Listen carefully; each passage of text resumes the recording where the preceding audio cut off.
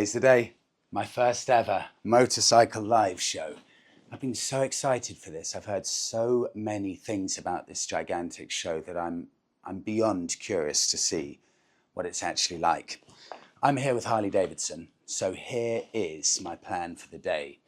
Because I'm here with Harley, I'll be meeting them at 11 o'clock at their stand, and I think I'll meet some of the team, have a chat, maybe a meet and greet type thing. I'm sure I'll stay there for at least an hour or something like that. After that, I've got the entire day just to enjoy the show, see what's going on with all of the other manufacturers. But before that, I need to go and try and find my ticket, which I think is at a ticket office at the entrance of the NEC. And I also need to ideally try and cram all of my biking gear into the panniers of the Harley Davidson downstairs, because I really don't want to have to be lugging around all of my biking gear all day. So I'll go and do that, try and cram it in. Had a brilliant night's sleep last night. This hotel is first class, excellent breakfast downstairs, so I feel full of energy, full of excitement, ready to go. There was frost overnight covering pretty much everything, so I think the temperature dropped pretty low, so it'll be interesting to see if it ends up thawing out as the day goes on, because of course I've got my full ride back home, which will be about 3 hours on the Harley Davidson, so it'd be great if the temperature stays above freezing for that.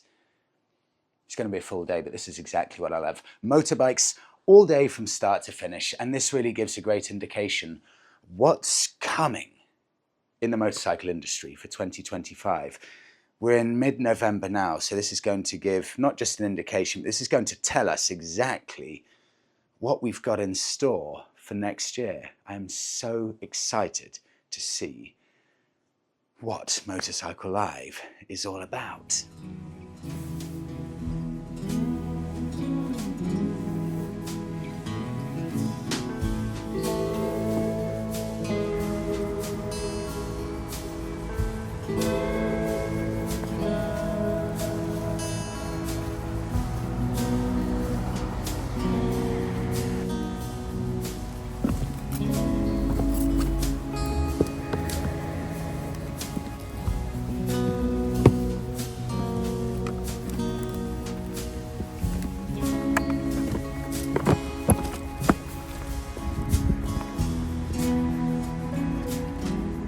Done. Pretty much everything fit inside the Harley. Like, I know I can leave some stuff at reception, but the thing is, if I leave too many little bits and pieces, I know I'm going to leave something or forget it, so it's better I just cram everything into the bike. So both of the panniers filled with all of my biking gear, helmet locked to the bike, and I'll just take the jacket into reception, leave it there and pick it up at the end of the show today. Hope the camera can pick it up, just the way the light glistens off that green paintwork. It's a really, really good looking bike. I cannot wait. I don't care what the weather's like. I cannot wait to ride that back home tonight.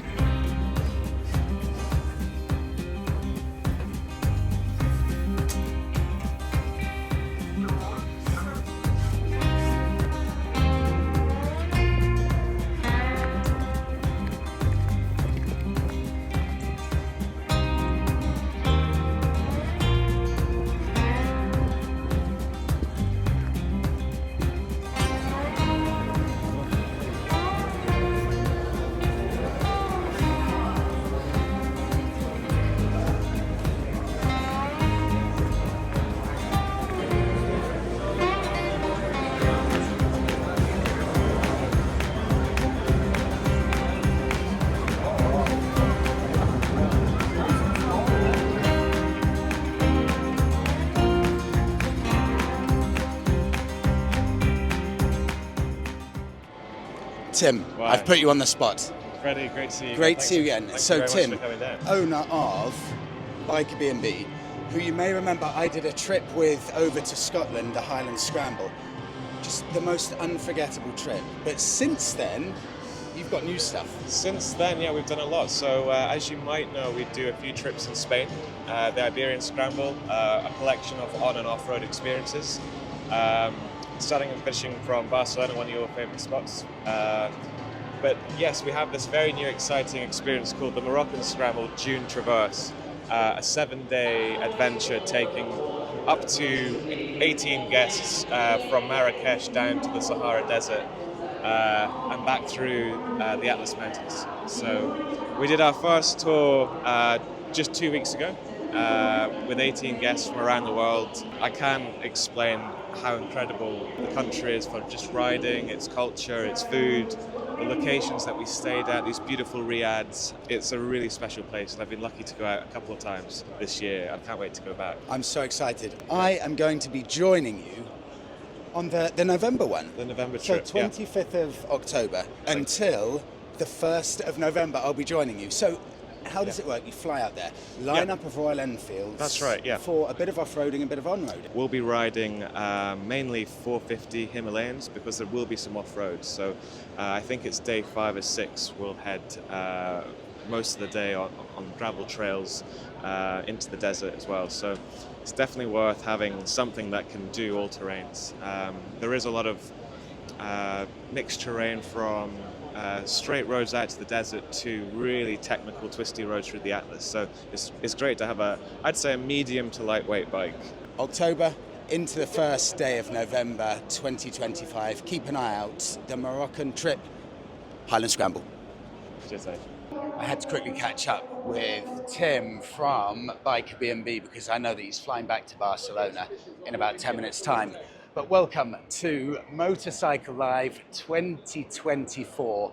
I think last year, 2023, there were 90,000 people who attended.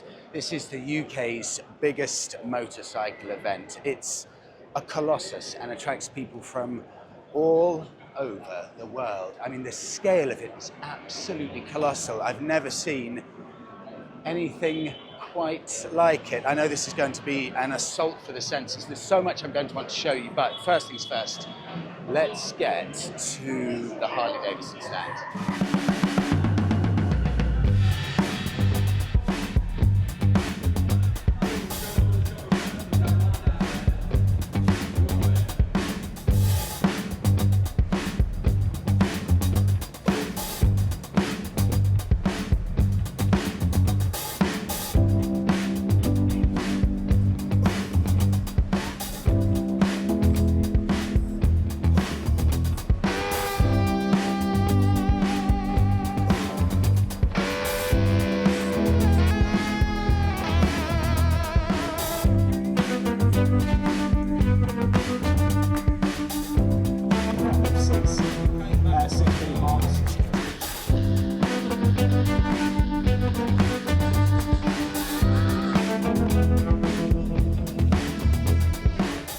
What's up, Freddie? Thanks for having me on. So yeah, you want me to give you a quick overview of our latest bike that's rolled out of the shop. So this is our exiled bobber based on a 2016 Heritage Classic.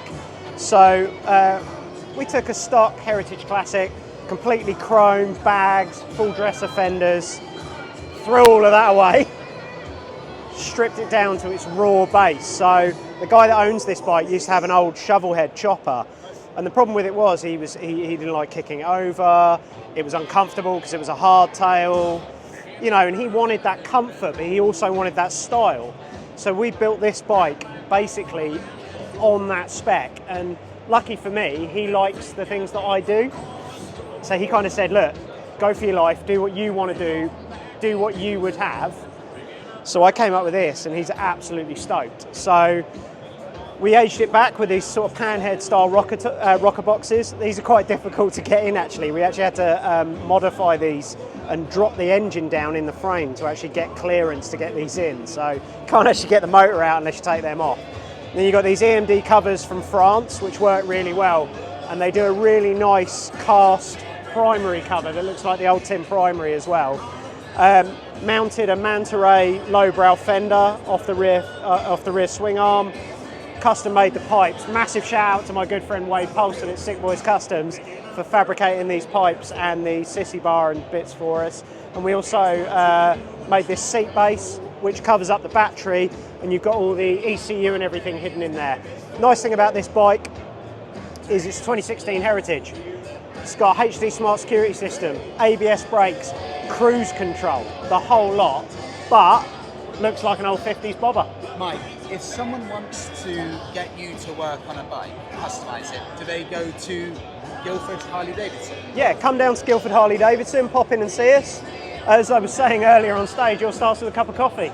Let's have a chat, let's have a coffee, let's see what you're looking to do, how much you're looking to spend, and then we can get into it, you know. You don't have to spend hundreds of thousands of pounds anymore. The custom motorcycle industry is so accessible now with things like these two bikes up here.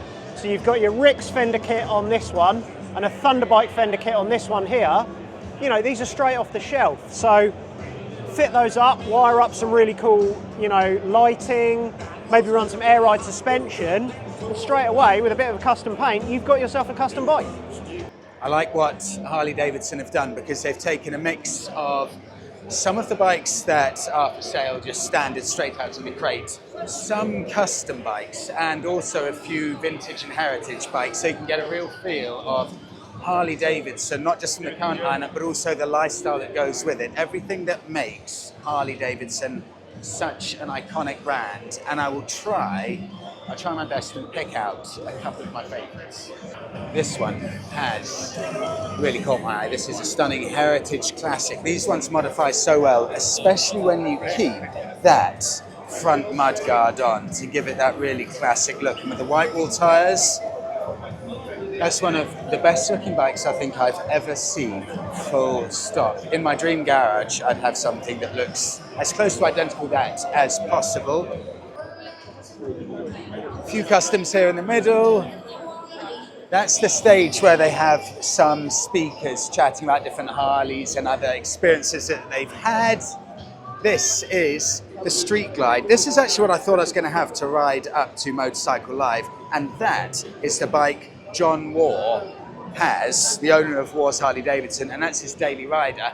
And then speaking of John Waugh, we've got all of Waugh's Harley Davidson's kind of most unique bikes here on display, including this incredibly rare one. This is a 1000cc Harley Davidson Cafe Racer, I think, if my memory serves me correctly, from about the 1970s. And this, someone tell me if I'm wrong, I think that is one of the really old Harley Davidson Sportsters with one of the old World War II bikes as well. Classic 650, one of the bikes I've wanted to see. So Interceptor engine, but this is really what everyone's been asking for, that classic 350 shape, but with a bit extra oomph. And in the flesh, I'm so happy. So happy to say that it is equally as good looking in the flesh as it is on paper. It is a glorious looking thing. I love the fact they've kept exposed metal on the tank. And with these really, really brave color combinations, I think it just sets it off from almost everything else in the market. They've kept that instrument binnacle just like the classic 350. The lines are glorious. I love the twin shocks at the back. This is one of the most unique bikes in the market, and I don't think there's another bike, full stop, that I am as excited to test as this staggeringly good looking bike. And the other one I really wanted to see, Royal Enfield Bear 650. These are generating a lot of interest. This is again Interceptor engine, but raised up for that Scrambler style. This is my pick, the white tank with the light green frame. That is just the most glorious looking bike with those chunky tyres and that really nice padded, comfy seat. And I love the way they've got the rear grab rail in same frame coloured paint, and it all just blends from front to back and follows the contours of the bike so beautifully well. And it's so rare to see this. Royal Enfield really are pushing things on to have that old style coloured frame like that. Very, very rare to see now, and it works incredibly well. I was talking to someone who remembers coming to this show for the past 30 years, and he said the difference in the kind of bikes from about 30 years ago to now is gigantic. 30 years ago, in the 90s, everything was 1000cc sports bikes. The more power, the better. And now everything's completely changed. The amount of sports bikes here, microscopically small. out and out power has been replaced by character, and that's just an indication of the world we live in with speed cameras, with the quality of roads, everything's more congested. You get your kicks out of character as opposed to out and out performance.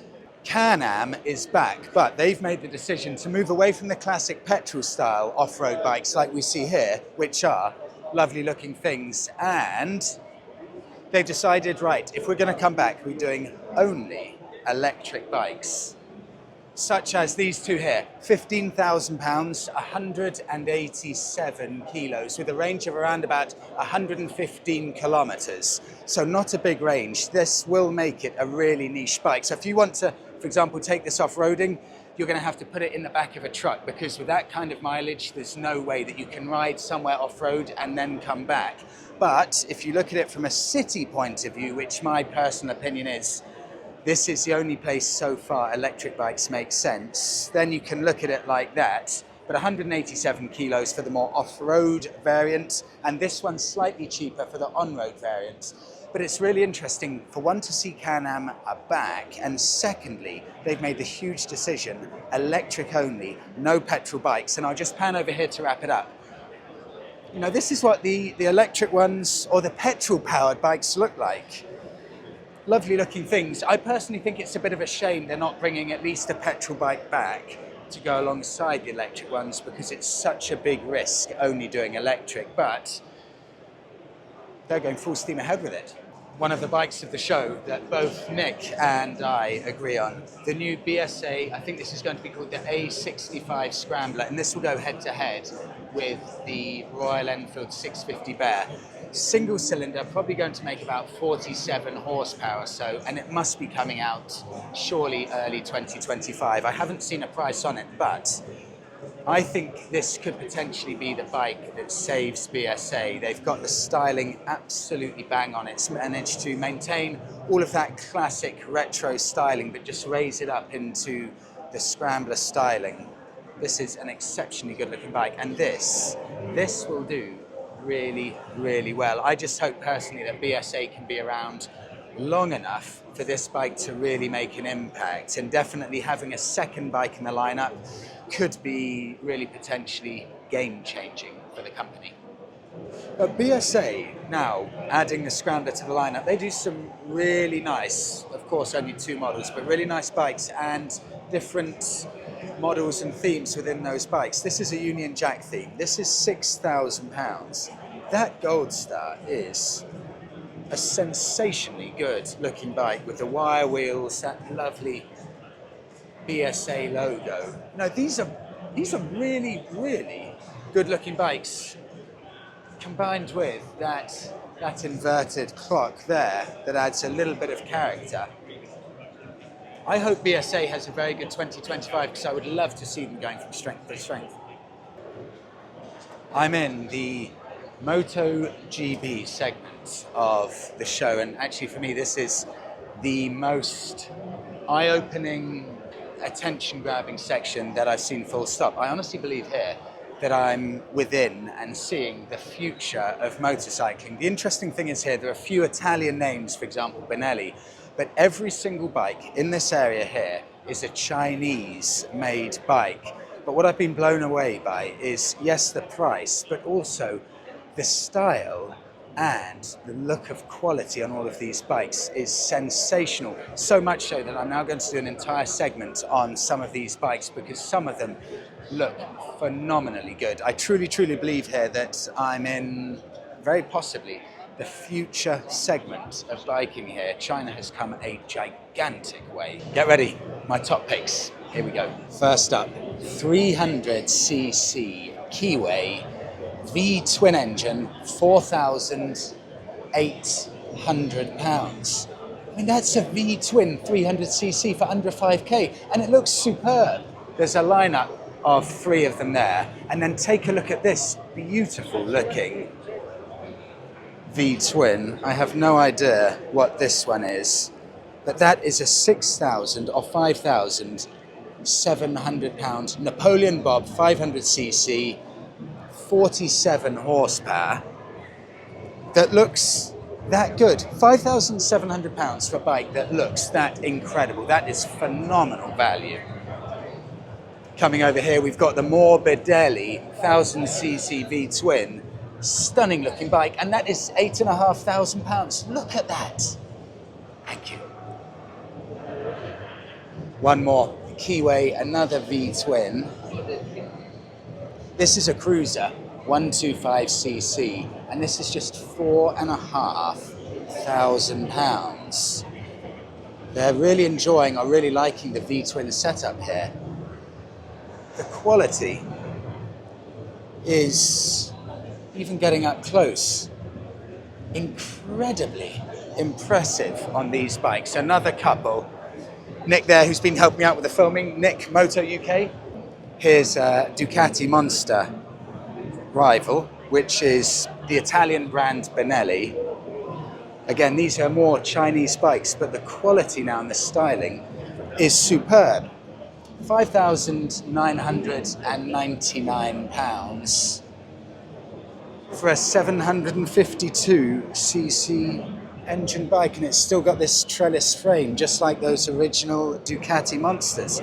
Fantastic looking thing, and behind it, you may well recognize that. That is similar to the other Ducati that I've completely forgotten the name of, but that's a 500cc Benelli equivalent, and that's £5,000.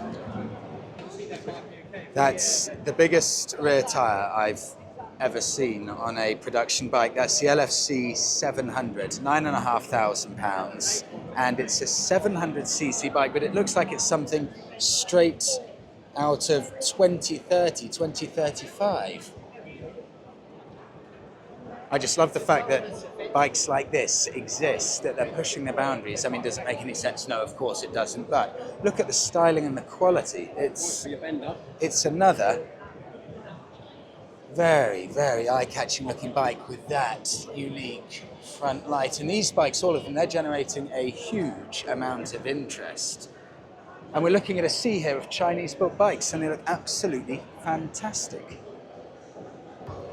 This is probably the bike that demonstrates how far China have come and how much they're offering. £8,700, 1000cc adventure bike from Morbidelli, adjustable suspension, beautiful quality. This is thousands and thousands of pounds cheaper than European and Japanese equivalents. And look at how much it offers. V-twin engine, 88 horsepower. Proper, full-on adventure bike for £8,700. I don't know how anyone else is going to compete with this. And it looks brilliant.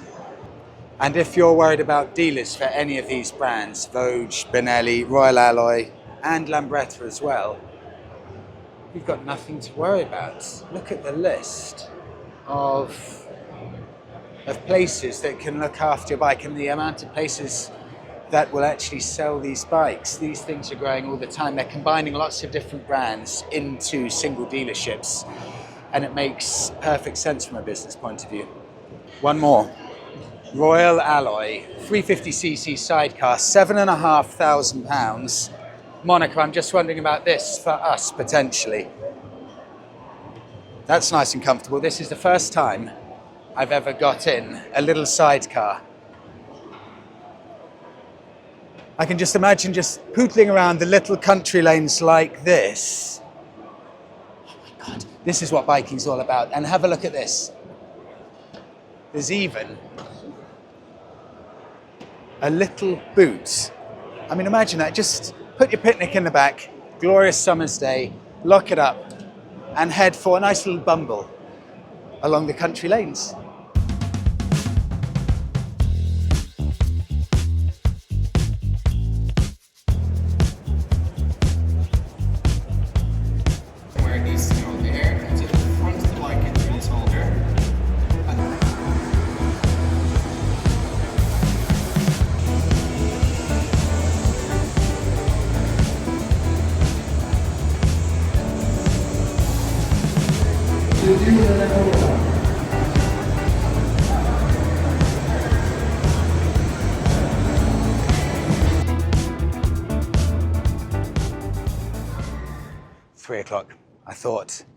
I better start getting back because it'll be dark at 4 and I know that it's going to drop to about -1, -2 now. So I'm going to run back to the hotel, get changed, which I'm already dreading. It'll probably take about half an hour because I've got so many layers to put on.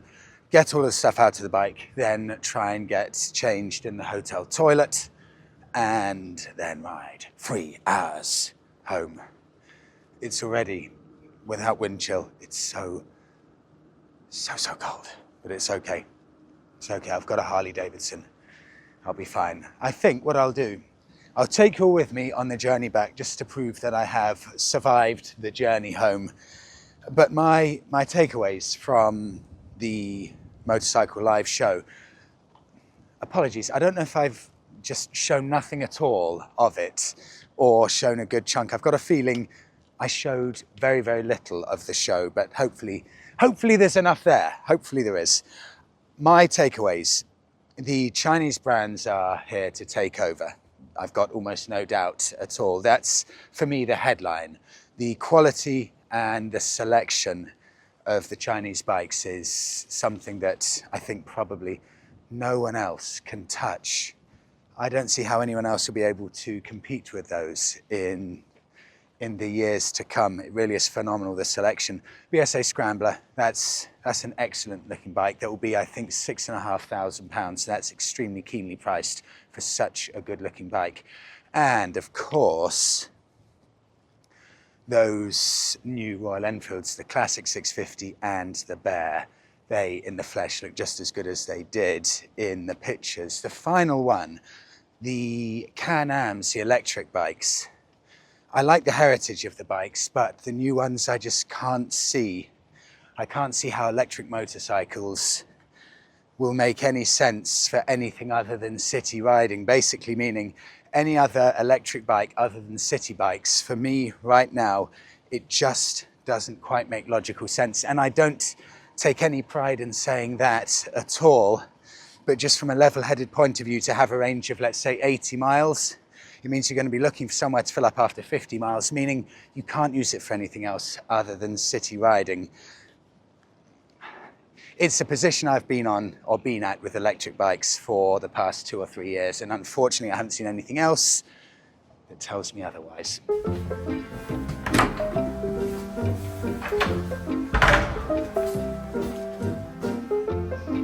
Here goes.